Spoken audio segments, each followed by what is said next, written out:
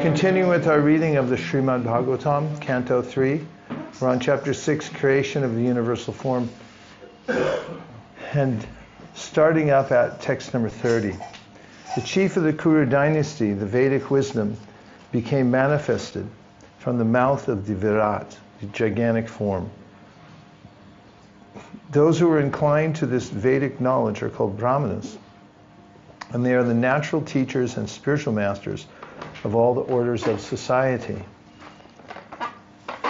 As confirmed in Bhagavad Gita 4:13, the four orders of human society developed with the order of the body of the gigantic form. The bodily divisions are the mouth, arms, waist, and legs. Those who are situated on the mouth are called the Brahmanas. Those who are situated on the arms are called Kshatriyas. Those who are situated on the waist are called Vaishyas, and those who are situated on the legs are called Shudras. Everyone is situated in the body of the Supreme in his gigantic Vishvarupa form. In terms of the four orders, therefore, no caste is to be considered degraded because of being situated on a particular part of the body. In our own bodies, we do not show any actual difference in our treatment towards the hands or legs. Each and every part of the body is important, although the mouth is the most important of the bodily parts. If other parts are cut off from the body, a man can continue his life. But if the mouth is cut off, one cannot live. Therefore, this most important part of the body of the Lord is called the sitting place of the Brahmanas, who are inclined to the Vedic wisdom.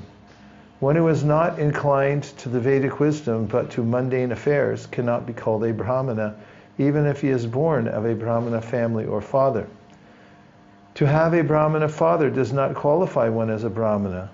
The main qualification of a Brahmana is to be inclined to the Vedic wisdom.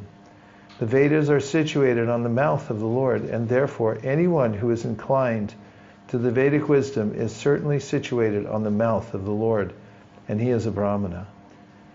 This inclination towards Vedic wisdom is also not restricted to any particular caste or community.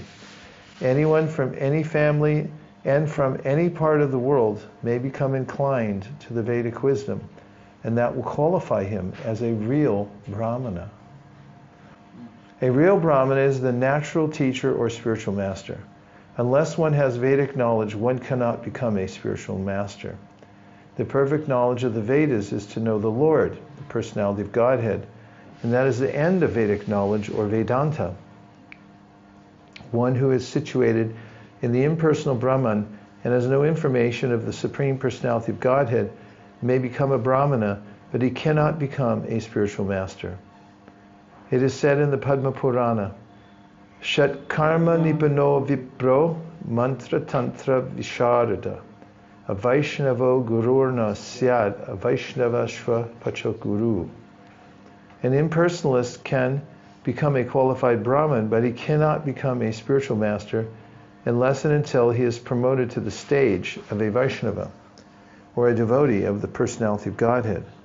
Lord Chaitanya, the great authority of Vedic wisdom in the modern age, stated, Kiba bipra kiba nyasi shudra kene nai jay krishna tatto beta jay she guru hai. A person may be a Brahmana or a Shudra or a sannyasi, but if he happens to be well versed in the science of Krishna, then he is fit to become a spiritual master.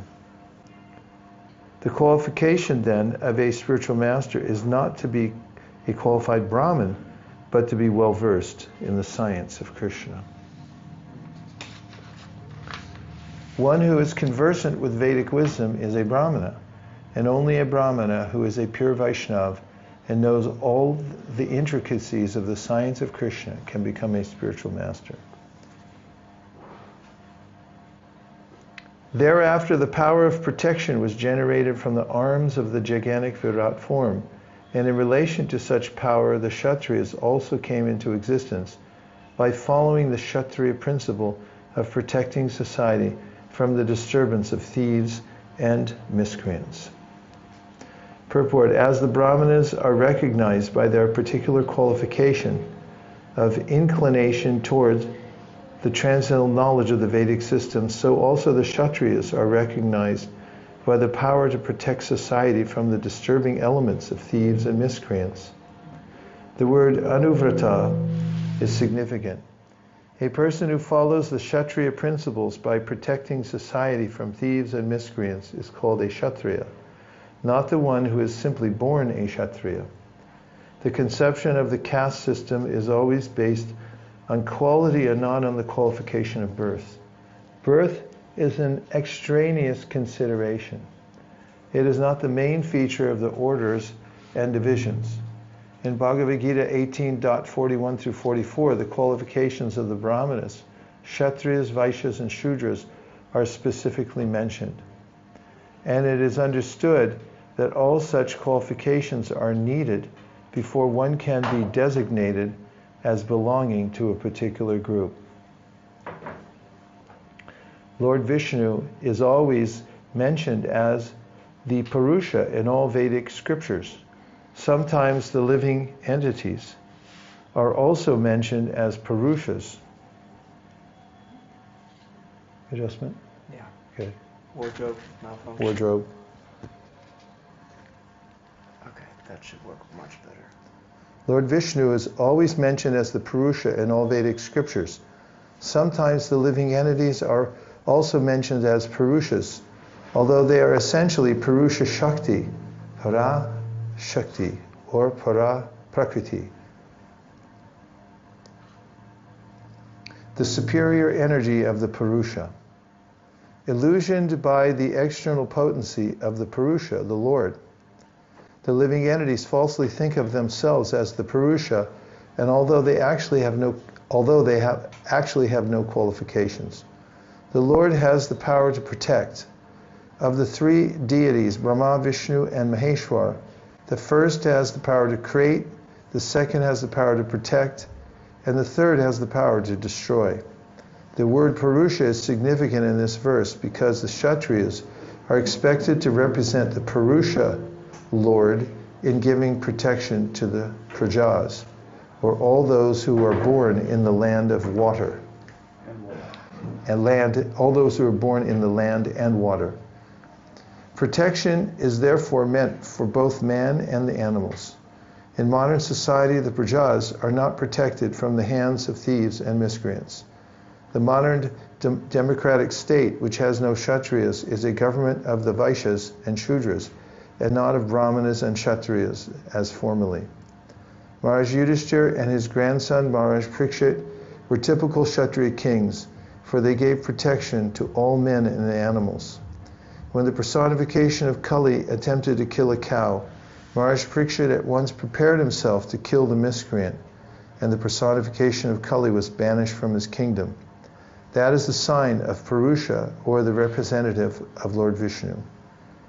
According to Vedic civilization, a qualified Kshatriya monarch is given the respect of the Lord because he represents the Lord by giving protection to the Prajas. Modern elected presidents cannot even give protection from theft cases, and therefore one has to take protection from an insurance company. The problems of modern human society are due to the lack of qualified Brahmanas and Kshatriyas, and the over-influence of the Vaishyas and Shudras by so-called general franchise. Next time you're in trouble, try calling a Vaishya. The means of livelihood of all persons, namely production of grains and their distribution to the prajas, was generated from the thighs of the Lord's gigantic form. The mercantile men who take charge of such execution are called Vaishyas. Human society's means of living is clearly mentioned here as Visha, or agriculture, and the business of distributing agricultural products, which involves transport, banking, etc. Industry is an artificial means of livelihood, and large-scale industry especially is the source of all the problems of society. In Bhagavad Gita also, the duties of the Vaishyas who are engaged in Visha are stated as cow protection, agriculture, and business. We have already discussed that the human being can safely depend on the cows and agricultural land for his livelihood. The exchange of produce by banking and transportation is a branch of this type of living. The Vaishyas are divided into many subsections. Some of them are called kshetri, or landowners. Some are called krishna, or land tillers. Some of them are called tilavanik, or grain raisers, and some called gandhavanik, or merchants in spices, and some are called suvarnavanik, or merchants in gold and banking. The brahmanas are the teachers and spiritual masters. The kshatriyas protect the citizens from the hands of thieves and miscreants, and the vaishyas are in charge of production and distribution. The shudras, the unintelligent class of men who cannot act independently in any of the above mentioned activities, are meant for serving the three higher classes for their livelihood. Formerly, the brahmanas were given all the necessities of life by the kshatriyas and vaishyas because they had no time to spend making a living. The kshatriyas would collect taxes from the vaishyas and shudras, but the brahmanas were exempt from paying income tax and land revenue. That system of human society was so nice that there were no political, social, and economic upheavals. The different castes or varna classifications are therefore essential for maintaining a peaceful human society. 33. Thereafter, service was manifested from the legs of the personality of Godhead for the sake of perfecting the religious function. Situated on the legs are the shudras who satisfy the Lord by service. Service is the real constitutional occupation of all living entities. The living entities are meant to render service to the Lord, and they can attain religious perfection by this service attitude. One cannot attain religious perfection simply by speculating to attain theoretical knowledge. The Jnani division of spiritualists go on speculating only to distinguish the soul from matter, but they have no information of the activities of the soul after being liberated by knowledge. It is said that persons who only mentally speculate to know things as they are, and who do not engage in the transcendental loving service of the Lord, are simply wasting their time.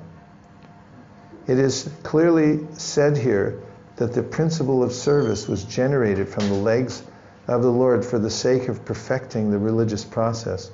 But this transcendental service is different from the idea of service in the material world.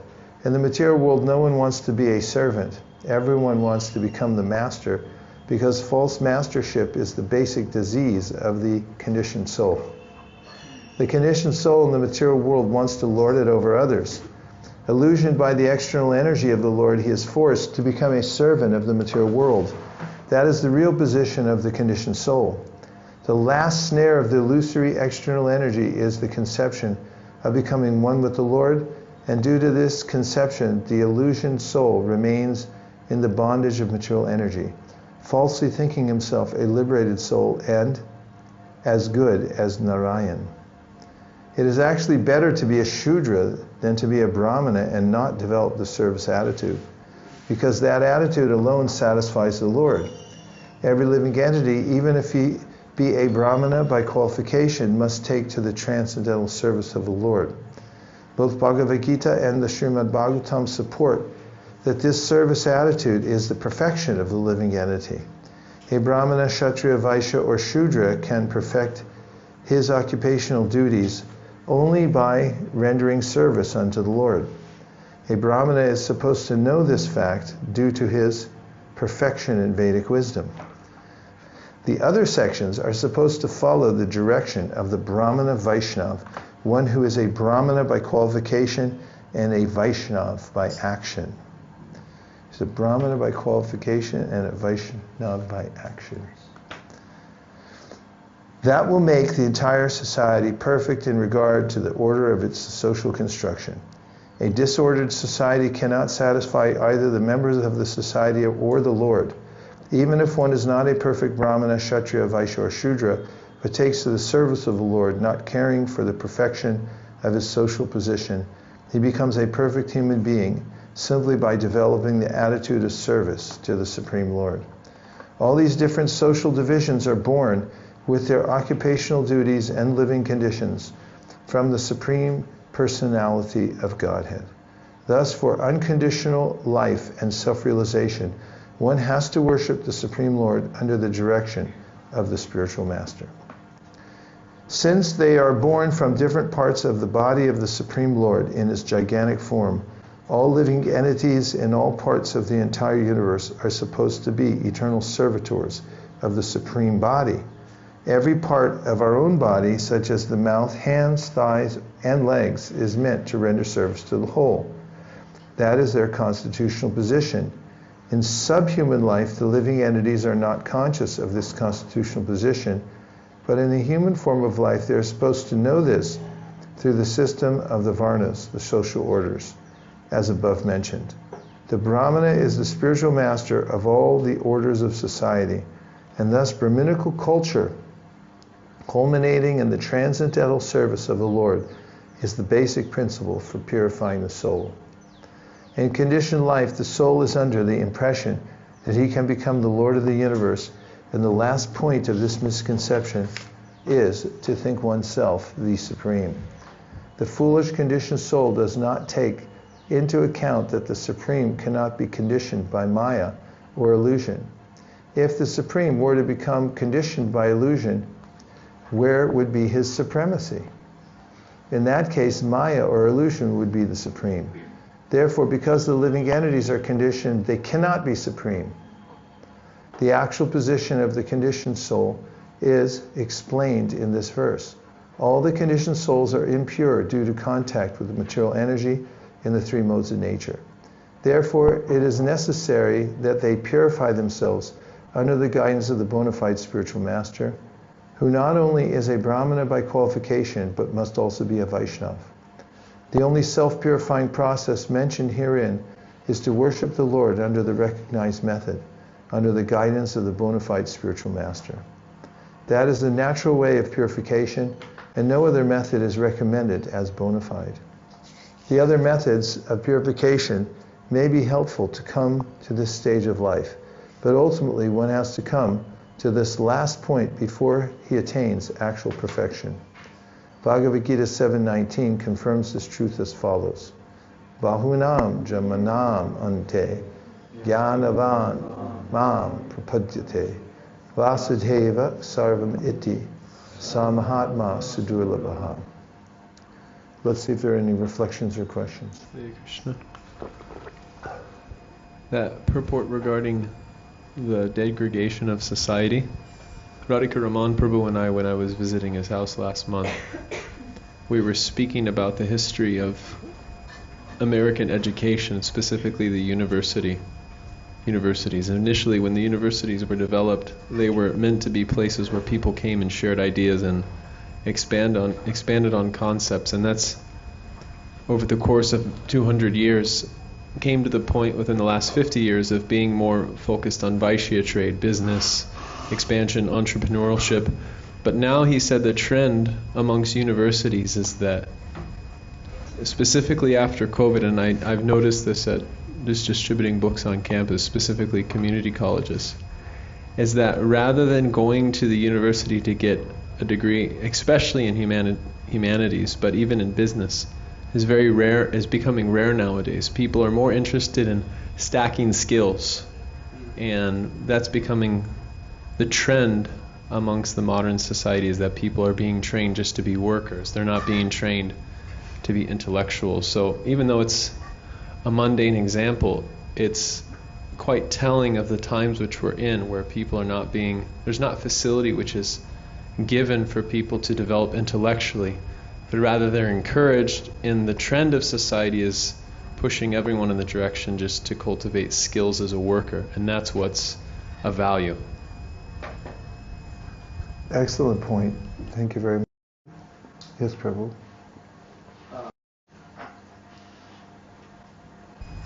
Just to add to that point that you're saying, David Rataprue, is I think it was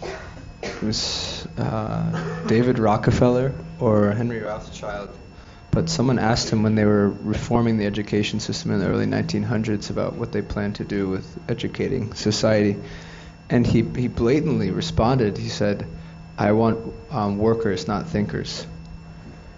So it's interesting to see how that's manifesting. Yeah. Not very good.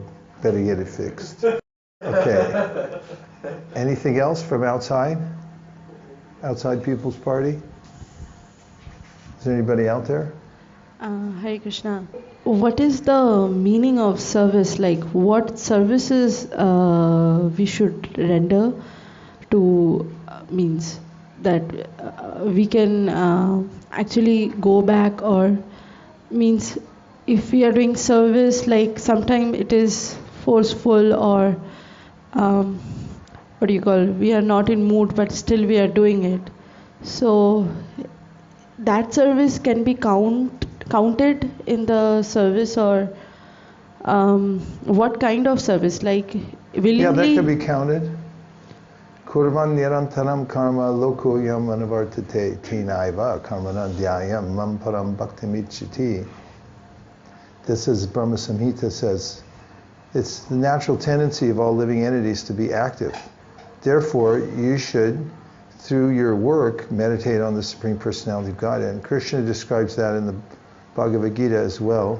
Of course, there's yat koroshi yashnashi yat juhosi dadasiyat yat juhoshi dadasiyat yat tapasyasi konteya tat kurushra madarpanam. Whatever you do, whatever you eat, whatever you offer, give away, etc., do it as an offering to the Lord. And Prabhupada writes in the 18th chapter of the Gita, in a purport, that whatever work that you're doing, you should consider that I'm doing this for the Supreme Lord. And then, of course, there's the very wise and effective option of giving the fruit of your work, whatever it may be, for Krishna. Now, Prabhupada mentions it in many places, but one specific place is in the 12th chapter of the Gita, where Krishna himself says you should always meditate on me, be fully absorbed in me. If you can't do that, then practice the rules of regulations of devotional service. If you can't do that, then work for me and give the result of your work to Krishna, to me, to help spread Krishna consciousness, especially for book distribution. Which reminds me, it's the Live to Give marathon now. We're taking donations. See me afterwards. Everything can be connected to Krishna. Kurvan nirantaram karma loko yam manavartate tenaiva karmana dhyayam. You can meditate on the Lord through your karma by dedicating the work to Him in the ways we just described. Does that work for you? Yes, Maharaj. Fantastic. Thank you.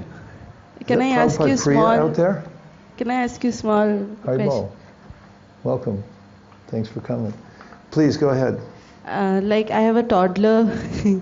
It's like very difficult sometimes to serve, to chant. Is that work with him? Like sometimes he's very cranky. He will say, "Sit with me and play."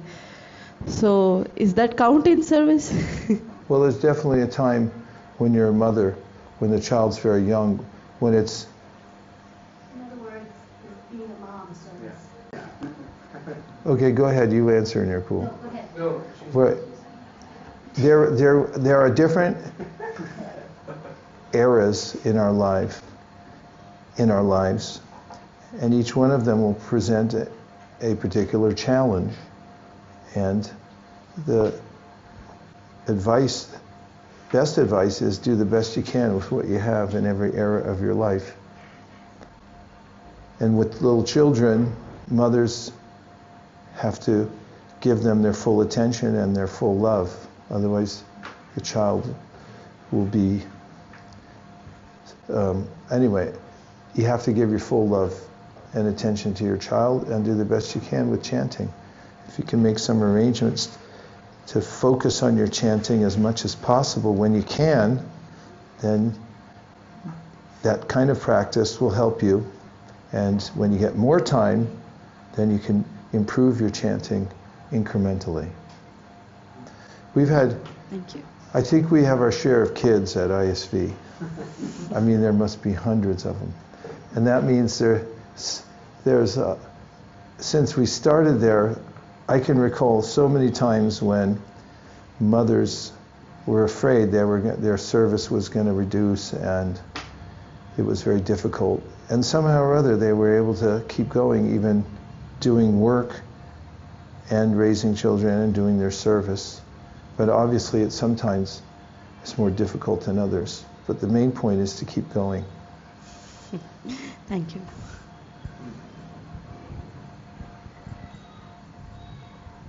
Anyone else? Yes, Prabhu? It's your first mentioning something today, this week. Go ahead. Maharaj, this universal form, is this an imaginary form, or does this form actually exist like Tribhanga form of Krishna somewhere? Yeah, probably compared to the Archa form earlier. And other places he does say it's imaginary, but it is not an eternal form, because it comes and goes, but to the degree it is there, and it is Krishna's manifestation, because he's everything, and it's represented in the universal form, to that degree that, well, it's there, and we're seeing that universal form, it's Krishna, and it's transcendental. But like the Archa form, that particular deity, like with Jagannath, there's a, what's that festival called? Navakalevaram, when they replace the deity form. Jagannath's always there, eternal, but they sometimes change the deity's body. So same thing with the universal form. Maharaj, why is this form given so much importance? Because we see this come in Bhagavad Gita, we see this come once or twice in Bhagavatam, and Prabhupada also often says, if somebody says a God, then please show me the universal form as a challenge. So, looks like any saints or any conversation, this often comes. Well, actually the highest emphasis is given to Krishna in the spiritual world in his threefold bending form. But for those who are developing Krishna consciousness, the universal form is important, because it's one of the ways Krishna mentions that people can relate to God in the first place. Jnana yagnena chapyanye. Jnana yagnena chapyanye. Ijanto mam upasate pratakvena. Katvena pratakvena. Bahuda vishvato mukam. There's the Vishvarup. There's a way in which people, Jnana Yagnena, they have different, besides the Chaturvida Bhajante Mam Jana Sukritino Arjuna, Arto Jignasa Artarti Gyanicha Bharatarshava, Krishna says. He's giving all these categories of people. And then he gives the four pious people that already have some inclination to worship Krishna. And then there's the next lower rung of people, Jnana Yagnena Chapyanye. Some people, they think of all the demigods as representatives of the Lord. Some people worship themselves as God. And then others worship the universe. So it's one of the closest things to materialists. In fact, people have this habit of saying, I asked the universe for a car. I asked the universe to get me a new job. I prayed to the universe. So we have a relationship with the universe. And therefore there's a way in which Krishna then reveals how, yeah, well that's me, the person. Even the universe is personal. And he's there for us to appreciate and realize. And so this is, as stated in the very beginning of this section, this is introductory, deliberately introductory by Vidura. And Prabhupada mentions he could have asked so many questions which would have satisfied more of his hankering to talk about Krishna, the Supreme Personality of Godhead, but he started at a level that the gross materialist would benefit from, the neophytes. Okay, we're continuing. We're at text number 35. O Vidura, who can estimate or measure the transcendental time, work, and potency of the gigantic form manifested by the internal potency of the Supreme Personality of Godhead? The froggish philosophers may go on with their mental speculations on the subject matter of the Virat, the gigantic form exhibited by the Yogamaya internal potency of the Supreme Personality of Godhead, but factually no one can measure such a vast exhibition. In Bhagavad Gita 11:16, Arjuna, the recognized devotee of the Lord, says, Aneka bahu dharavaktrani tram pashyami tvam sarvato nanta rupam nantam namadyam napunastavadim pashyami vishveshvara vishvarupa. O my Lord, O gigantic Vishvarupa form, O Master of the universe, I see innumerable hands, bodies, mouths, and eyes in all directions, and they are all unlimited. I cannot find the end of this manifestation, nor do I see the middle nor the beginning. Bhagavad Gita was specifically spoken to Arjuna, and the Vishvarupa was exhibited before him at his request. He was awarded the specific eyes to see this Vishvarupa, yet although he was able to see the Lord's innumerable hands and mouths, he was unable to see him completely. Since Arjuna was unable to estimate the length and breadth of the potency of the Lord, who else would be able to do so? One may only indulge in miscalculation like the frog philosopher. The frog philosopher wanted to estimate the length and breadth of the Pacific Ocean by his experience of a well 3 cubic feet large. And thus he began to puff himself up to become as big as the Pacific Ocean. But at last he burst and died by this process. This story is applicable to the mental philosophers who, under the illusion of the Lord's external energy, indulge in estimating the length and breadth of the Supreme Lord.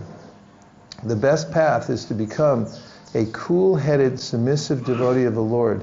Try to hear about the Lord from the bona fide spiritual master, and thus serve the Lord in transcendental loving service, as suggested in the previous verse. Prabhupada's made several of those statements. When it gets into the convoluted discussions about this and that, he says the best path, be cool-headed. Don't freak out.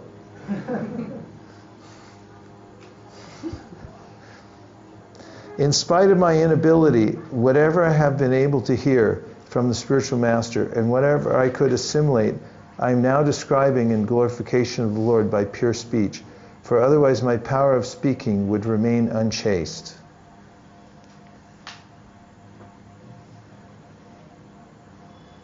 The purification of the conditioned soul necessitates purification of his consciousness.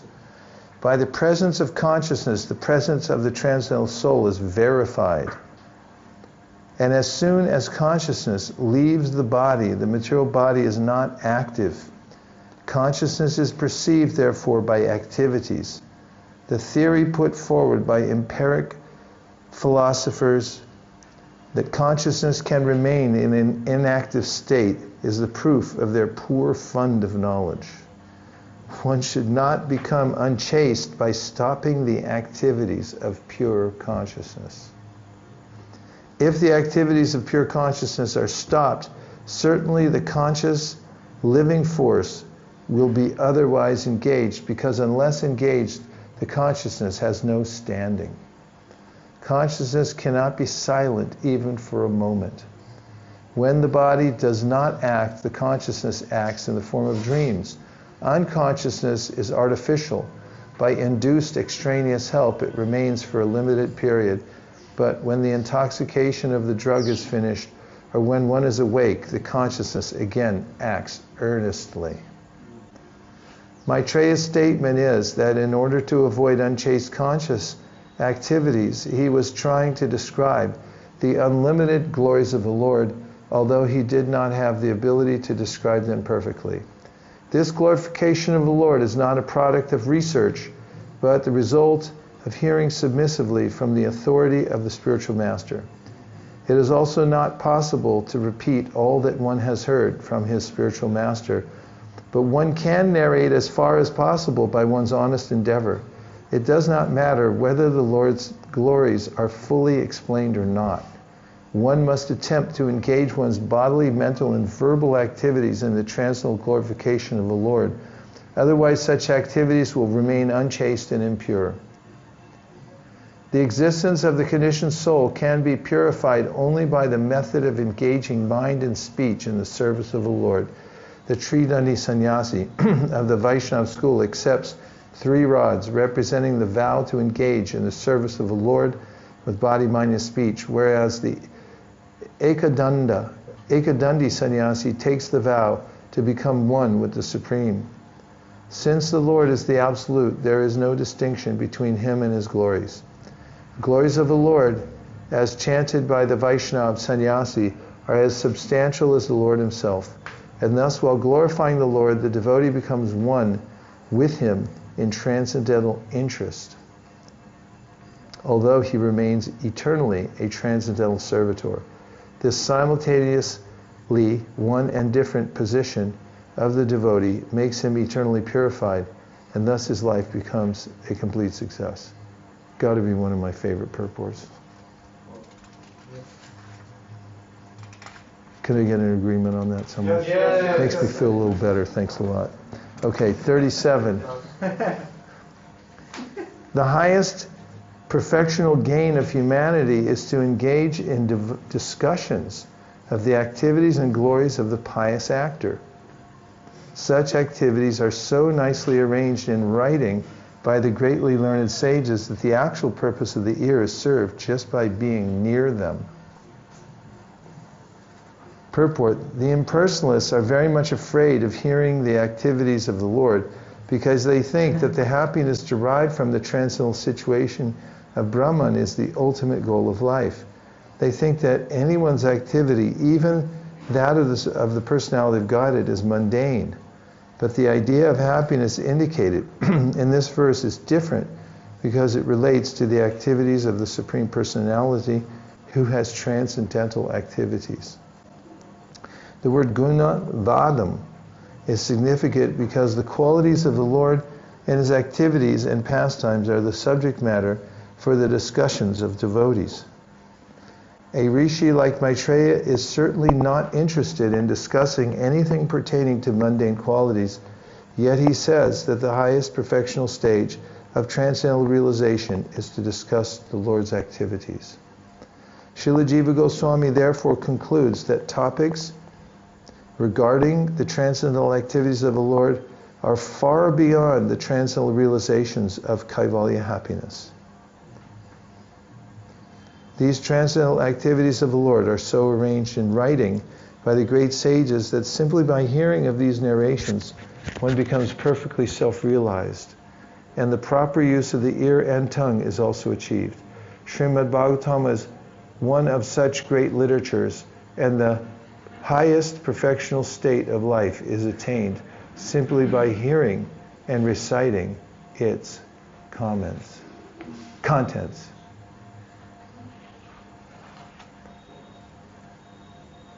These verses are amazing, aren't they? That's it? Yes. Work with me, people. Yeah. Okay. 38. My son, the original poet, Brahma, after mature meditations for 1,000 celestial years, could know only that the glories of the Supreme Soul are inconceivable. Oh, man. There are some froggish philosophers who want to know the Supreme Soul by means of philosophy and mental speculation. And when the devotees, who are to some extent in knowledge of the Supreme Lord, admit that the glories of the Lord are inestimable and inconceivable, the froggish philosophers adversely criticize them. These philosophers, like the frog in the well who try to estimate the measurement of the Pacific Ocean, like to take trouble over fruitless mental speculation instead of taking instructions from devotees, like the original poet, namely Brahma. Lord Brahma underwent a severe type of meditation for 1,000 celestial years, yet he said that the glories of the Lord are inconceivable. Therefore, what can the froggish philosophers hope to gain from their mental speculations? It is said in the Brahma Samhita that the mental speculator may fly through the sky of speculation with the velocity of the mind or the wind for thousands of millions of years, and still he will find it inconceivable. The devotees, however, do not waste time in such vain searching after knowledge of the Supreme, but they submissively hear the glories of the Lord from bona fide devotees. Thus they transcendentally enjoy the process of hearing and chanting. The Lord approves of the devotional activities of the devotees, or Mahatmas, and he says, Mahatmanas tumam partha daivim prakritim ashritaha vajantyananya manaso gyatva bhutadim avyayam satatam kirtayanto mam yatantascha dridavrata Namasyanta shamam bhaktya nitya yukta upasate. Bhagavad Gita 9.13 through 14. The pure devotees of the Lord take shelter of the Paraprakriti, the internal potency of the Lord, called Lakshmi Devi, Sita Devi, Srimati Radharani, or Srimati Rukmini Devi, and thus they become actual Mahatmas, or great souls. Mahatmas are not fond of indulging in mental speculations, but they actually take to devotional service of the Lord without the slightest deviation. Devotional service is manifested by the primary process of hearing and chanting about the activities of the Lord. This transcendental method practiced by the Mahatmas gives them sufficient knowledge of the Lord, because if the Lord can at all be known to some extent, it is only through the means of devotional service and no other way. One may go on speculating and waste the valuable time of his human life, but that will not help anyone to enter into the precincts of the Lord. The Mahatmas, however, are not concerned with knowing the Lord by mental speculation, because they enjoy hearing about his glorious activities in his transcendental dealings with his devotees or with the demons. The devotees take pleasure in both and are happy in this life and the life after. 39. The wonderful potency of the Supreme Personality of Godhead is bewildering even to the jugglers. That potential power is unknown even to the self-sufficient Lord, so it is certainly unknown to others. Here we go, the froggish philosophers and mundane wranglers in science and mathematical calculations may not believe in the inconceivable potency of the Supreme Personality of Godhead, but they are sometimes puzzled by the wonderful jugglery of man and nature. Such jugglers and magicians of the mundane world are actually puzzled by the jugglery of the Lord in his transcendental activities, but they try to adjust their bewilderment by saying that it is all mythology.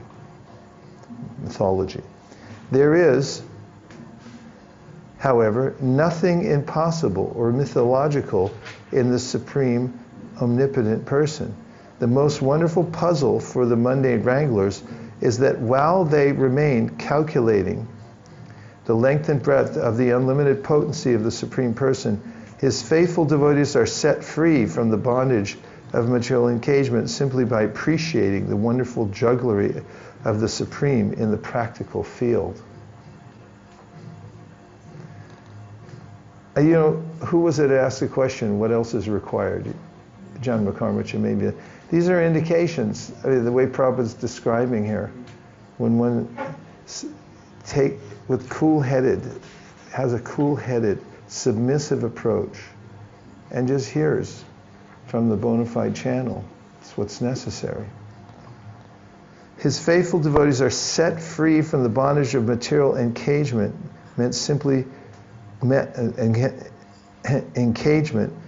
by appreciating the wonderful jugglery of the Supreme in the practical field. The devotees of the Lord see the wonderful dexterity in everything with which they come in contact in all circumstances of eating, sleeping, working, etc.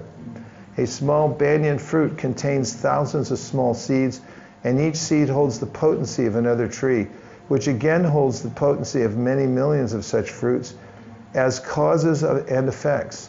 So the trees and seeds engage the devotees in meditation about the activities of the Lord, while the mundane wranglers waste time in dry speculation and mental concoction, which are fruitless in both this life and the next. In spite of their pride and speculation, they can never appreciate the simple potential activities of the banyan tree. Such speculators are poor souls destined to remain in matter perpetually. Words, mind, and ego, with their respective controlling demigods, have failed to achieve success in knowing the Supreme Personality of Godhead. Therefore, we simply have to offer our respectful obeisances unto Him as a matter of sanity. The froggish calculator may raise the objection that if the Absolute is unknowable even by the controlling deities of speech, mind, and ego, namely the Vedas, Brahma, Rudra, and all the demigods headed by Brihaspati, then why should the devotees be so interested in this unknown subject? The answer is that the transcendental ecstasy enjoyed by the devotees in delineating the pastimes of the Lord is certainly unknown to non-devotees and mental speculators. Unless one relishes transcendental joy, naturally one will come back from his speculations and concocted conclusions because he will see them as neither factual nor enjoyable. The devotees can at least know that the absolute truth is the Supreme Personality of Godhead Vishnu, as the Vedic hymns confirm. Om Tad Vishnu Paravam Param Sada Vashanti Suryaha. Bhagavad Gita 15:15 also confirms this fact. Vedaishta sarve rahameva vedya. By culture of Vedic knowledge, one must know Lord Krishna and should not falsely speculate on the word aham, or I. The only method for understanding the supreme truth is devotional service, as stated in Bhagavad Gita 18:55. Bhaktyamam abhijanati yavan yaschasmi tattvataha. Only by devotional service can one know that the ultimate truth is the personality of Godhead, and that Brahman and Paramatma are only his partial features. This is confirmed in this verse by the great sage Maitreya. With devotion, he offers his sincere surrender, Namaha, to the Supreme Personality of Godhead, Bhagavate. One has to follow in the footsteps of great sages and devotees.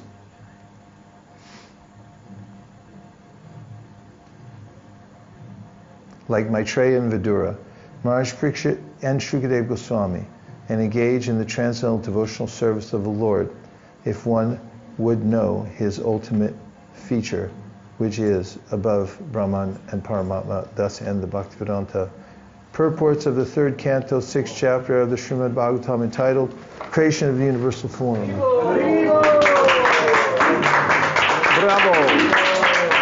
Bravissimo! Sadhu, sadhu!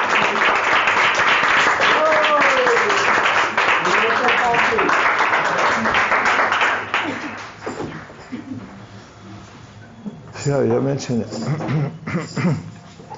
that professor I met, had a conversation with, wrote this book called The Knowledge Illusion. He's a psychologist. And he made some of his points were well taken. He said, we think we know a lot more than we do. He has no conception of a deity or God.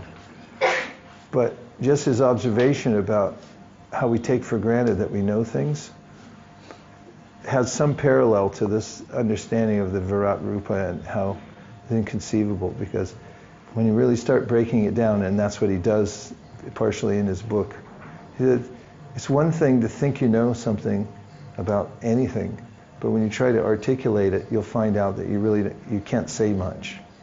In his introduction to the book, he gives an example of a commode, and he says, everyone, what's a commode? And say, yeah, I know what it is, but try to describe it. And he goes on for a page and a half actually talking about the physics of a commode and how it works. It's actually beyond the purview of most people, probably even a plumber to explain why it works. It just does. And he concludes that we somehow or other muddle through because we have a collective understanding of everything due to our societal connection with people who have enough working knowledge of the items in their life so that they can make them work. But when you get down to it, we know very little about anything, what to speak of everything. So that's a kind of interesting parallel.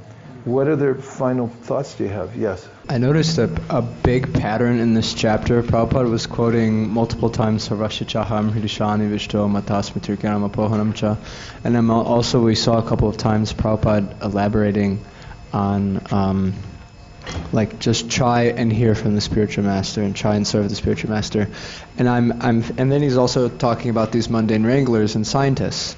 And so it reminds me of the verse in the Svetasvatara Upanishad 6.23, Yasya deve parabhaktir yata deve tatagaro tasyaite katita hirta prakashante mahatmana, that unto that rare soul who has implicit faith in Guru and Krishna, the entirety of the purports of the Vedas are revealed within his heart.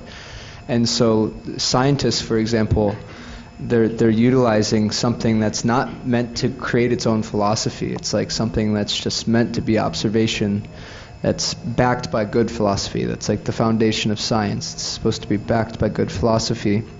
They can't understand that real knowledge is imported in a much more subtle scientific way than they can observe with blunt senses. So it's just really appreciating how Prabhupada was not only saying how the scientists struggle to understand reality, but also how reality is properly understood through surrender and service. Yes, one of the points in the Bhagavad Gita in the 13th chapter when Krishna describes the 20 elements of knowledge. And he says, besides these, it's only ignorance. Any other points? Gopal. Srila Prabhupada mentions a lot in the purport, froggish. Srila Prabhupada says at least 3 or 4 times in the purports, froggish sciences, etc. Yeah. It's like it keeps on reoccurring also later on in chapters to come. What I felt when he was doing that was he was in a translating session and had worked up this sense of fighting with it's a chivalrous sense of like, let's put these foolish people in their place kind of thing. Frogs, you frog. I found a picture of a frog philosopher. You found a picture of a frog philosopher. Of a frog philosopher. I thought it was. I just imagining that, like. Is it an AI thing you just did? Yeah. And everyone can look at it. But I was just like thinking of that when Prabhupada talking about these things, froggish philosophers. Before it blew up.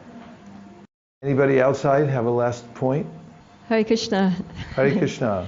I liked how in one of the purports Prabhupada was saying that the Mayavadis are afraid to hear about the activities of the Lord.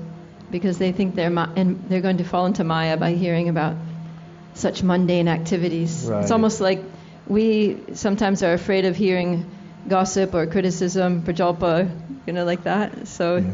but the Mayavadis, they kind of put Krishna's activities in the same category as mundane activities. It's kind of sad, for them. Very sad for them. Yeah. I think we all noted that in here too. I noticed a few looks when Prabhupada brought that up.